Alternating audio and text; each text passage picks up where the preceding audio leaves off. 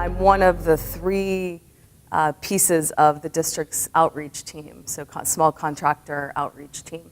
And this is small business certifications.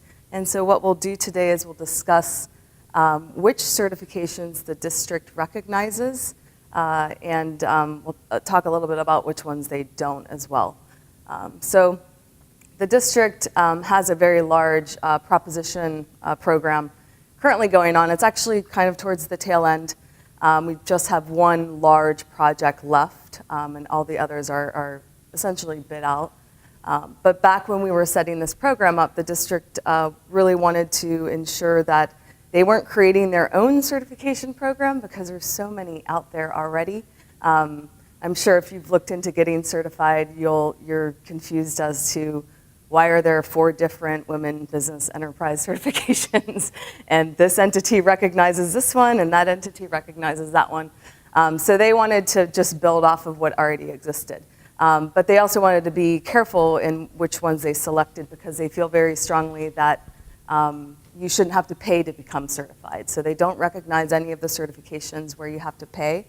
And then they also don't recognize self-certification. So there are a number of, especially small business self-certifications where it's essentially you just completing a registration form and then there's really no one verifying anything. They're not verifying that you're independently owned. They're not verifying that your sales are under that small business threshold. So they don't recognize the self-certifications, and we'll talk about the ones that we talk about in this class are all formally verified certifications. And then one thing that they would like you to do is once you do have one of the certifications that they recognize is to complete their certification verification form, which is, the link is here. And it really just, you put in your company information and then which certification you have, and you provide the certification date and number, and then you email that. And what happens after that is it gets entered into their certification database, and they use that to actually send notices out when they have something that they don't have to publicly bid. So when it's under that threshold where it's too small, smaller, where they don't have to publicly bid it, then they look in the certification database to try to award that opportunity to a certified firm. So what we'll discuss here, because there are a number of certifications, we won't be able to get into the actual application of any of these, but rather we'll talk about the benefits, the eligibility requirements, and then a little bit about the process, whether it's a paper application, an online application, that sort of thing. But we are here to help. So our program actually provides, one of the reasons why we're an outreach partner with the district is our program provides free assistance on government contracting, and one of those areas is certification because it is so complicated and there are so many different ones. So we can help you one-on-one, and towards the end of the class, I'll provide the link on, if you're not already registered with our center, how to get set up with us. And we've helped people from as little as just answering a few questions on certifications to actually reviewing their package before they submit. Okay, so the district recognizes 5 different small business categories. First one is small business enterprise, and then the disadvantaged business enterprise. Is anyone DBE certified already? No? Okay, we'll talk about that one. Minority business enterprise, women-owned business enterprise, and then the disabled veteran business enterprise. So those are the 5 that they recognize and track. Okay, so and then we'll talk about the different certifying agencies as we go through these certifications. The first 2 are state of California. So California Unified Certification Program, which most of the certifications are processed by Caltrans. We'll talk about 3 of their certifications. The state processes, the Department of General Services processes a small business, and then the disabled veteran business certification. We'll also talk about Los Angeles County Metropolitan Transit, or Metro, but they're a little bit unique in the fact that they typically don't certify you unless you're either located in Los Angeles or you're bidding on their work, but we'll just talk briefly about that one. They recognize the city of San Diego's small and emerging local business enterprise, which is a great certification to get. It is really focused on smaller businesses. The threshold is much, much lower than the state's threshold for small business. And then we'll also talk about the California Public Utilities Commission, their minority business enterprise, and then women business enterprise certifications. And if you wanted to want to reference this information, the district has a 2-page form that talks about all the agencies that the certifications and the verified agencies that they recognize. Okay, so the first one that we'll talk about is the Caltrans. We'll talk about Caltrans and the 3 that they do.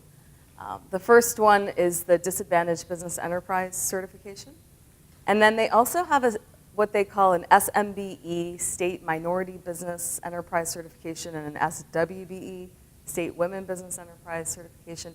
However, we'll talk about that in one of the last slides for this section.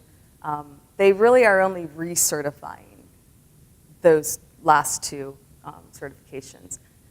They are not allowed to give preference based on race or gender anymore after Proposition 209 passed.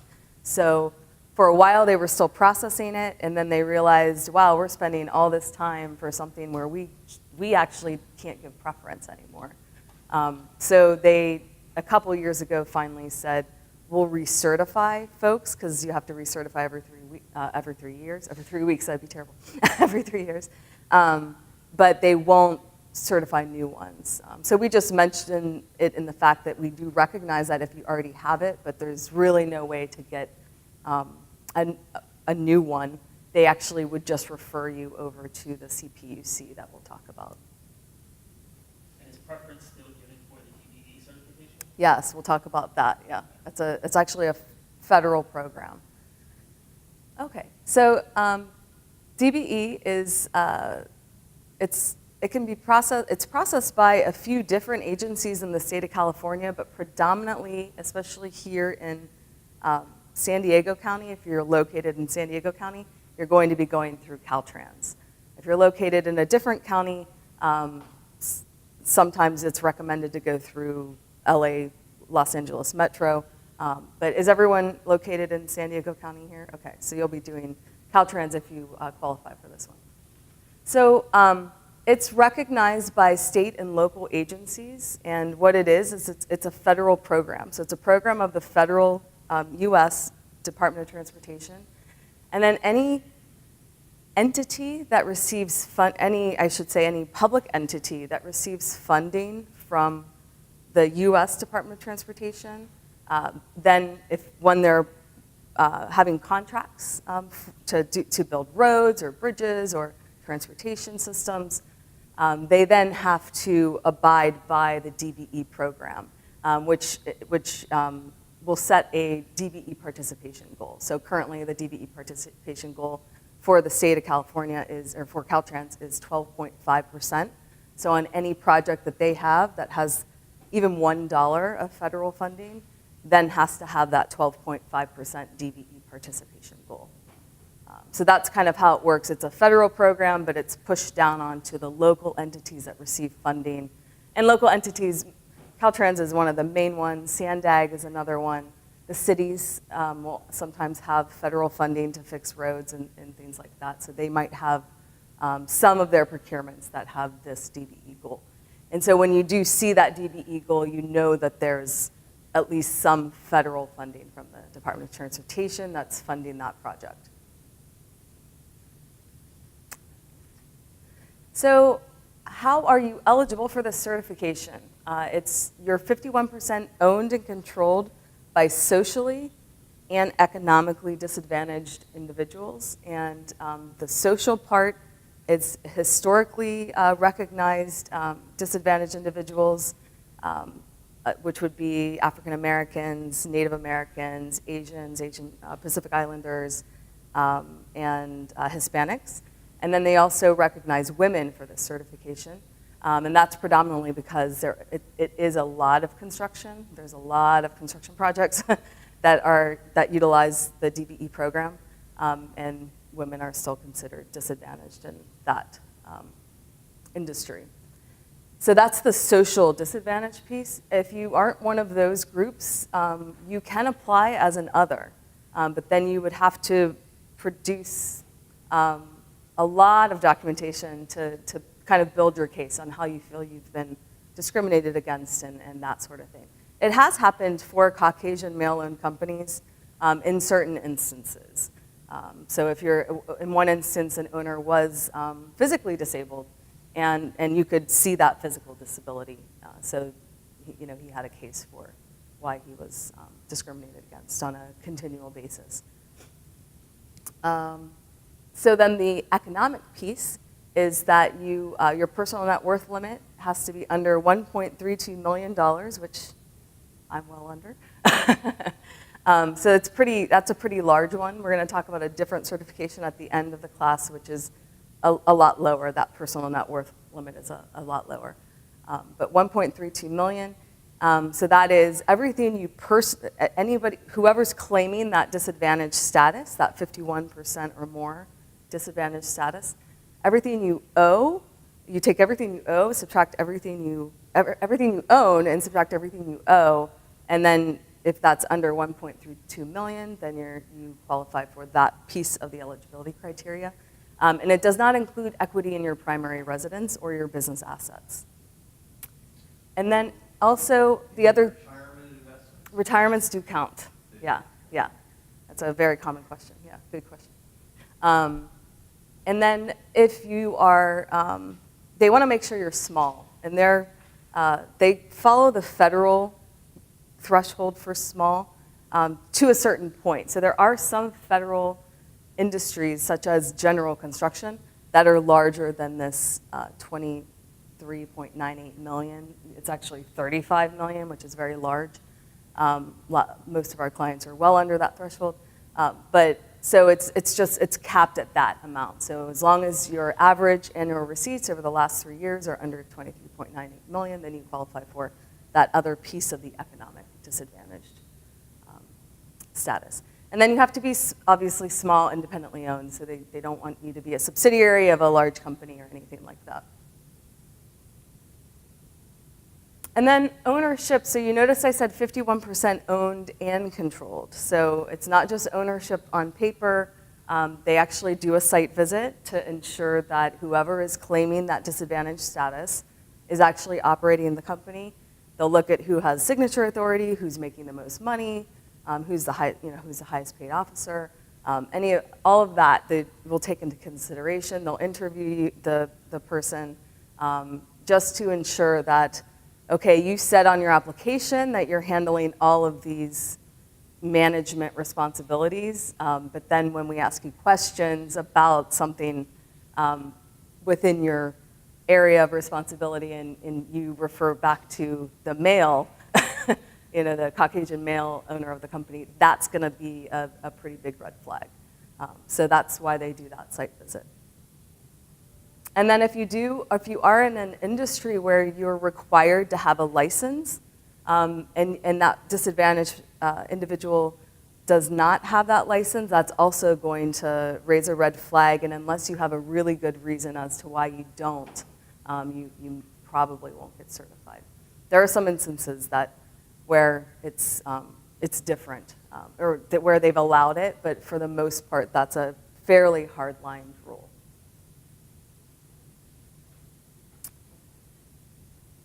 So the benefits, other than the fact that the San Diego Community College District recognizes this certification, is that also any of those projects that get that US DOT funding has that 12.5% participation goal.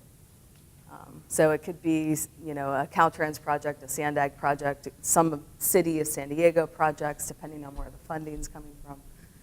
So you'll see the DBE participation goal from a variety of agencies, but some agencies more frequently than other agencies. That's pretty high. Are they currently meeting that requirement? Yeah, they do, and it is taken really seriously. If they don't meet it, it causes them a ton of work that they have to do with the U.S. Department of Transportation. They have to write really large corrective action plans, and they don't not want to make that goal. So they do track it pretty closely, and so they typically do meet it. There have been, I believe, a couple of agencies that haven't, and I have heard them talk about the process that they've had to go through to get back on track, because it took a lot of manpower to get staffing power to get them back onto track and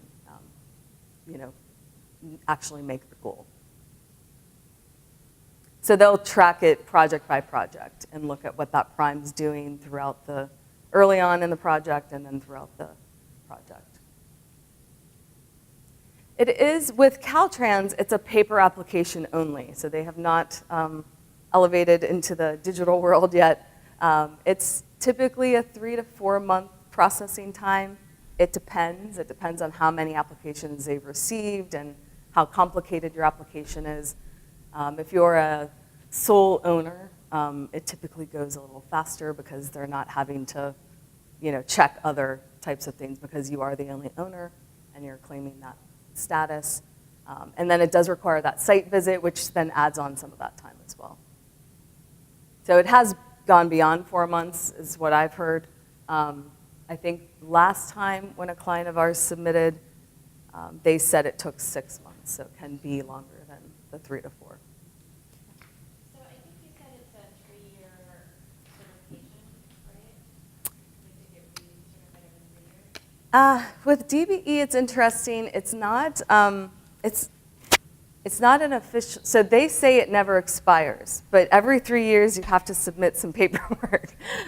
So it never expires, but they are going to want to check to make sure that you still, whoever says that they own the company and qualified the company for the certification is still there and is still the owner.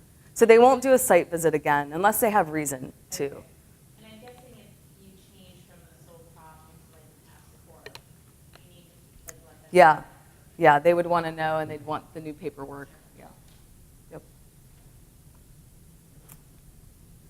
Okay, and then as I mentioned, Caltrans has these 2 other certifications that they don't actually process new ones anymore. But if you do have an existing one, the district does recognize that, but I don't think anyone does have those certifications here. But it essentially was 51% owner controlled by women or minorities, and due to lack of staffing and no preference goals anymore, they stopped processing those. And they just really recommend that you get the California Public Utility Commission